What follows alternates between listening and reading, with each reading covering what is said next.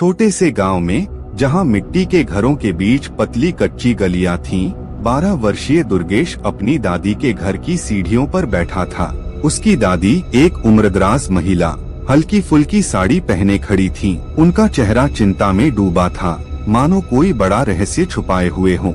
एक दिन दुर्गेश ने दादी से एक पुरानी कहानी पूछी, लेकिन उन्होंने उसकी आंखों में झांकने से इनकार कर दिया।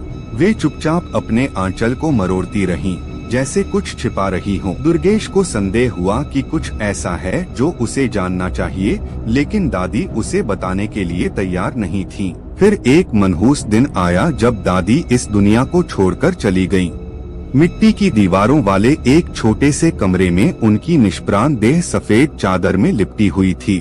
दुर्गेश उनके पास बैठकर रो रहा था, लेकिन उसी शोक में उसे कुछ ऐसा मिला जो उसकी जिंदगी हमेशा के लिए बदलने वाला था। कुछ दिनों बाद जब दुर्गेश घर के पुराने कोने टटोल रहा था, तो उसे अटारी में एक पुराना लकड़ी का संदूक मिला। धूल भरे अंधेरे कमरे में वह बेचैनी और जिज्ञासा से उसे खोलने लगा। उसमें कई पुरानी किताबें थीं, लेकिन एक बड़ी चमड़े की जिल्द वाली किताब ने उसका ध्यान खींच लिया। जब उसने किताब खोली तो उसमें से हल्की सुनहरी चमक निकली। किताब की हिंदी लिपि में लिखी इबारतें हवा में झिलमिला रही थीं, मानो कोई रहस्य उसकी आंखों के सामने जीवंत हो रहा हो। दुर्गेश की आंखें चौड़ी हो गईं।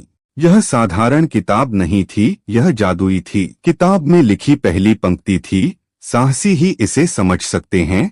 उसमें एक छुपे खजाने और एक रहस्यमयी जगह का जिक्र था। किताब की शक्ति से प्रेरित होकर दुर्गेश अपने बैग में कुछ जरूरी चीजें डालकर जंगल की ओर निकल पड़ा। घने जंगल में, जहां चारों ओर कोहरा फैला था, दुर्गेश एक विशाल गुफा के सामने पहुंचा। वहां के पेड़ विशाल और डरावने थे। गुफा के द्वार पर लताओं ने उसे आधा ढक दिया था, लेकिन भीतर अंधेरा था।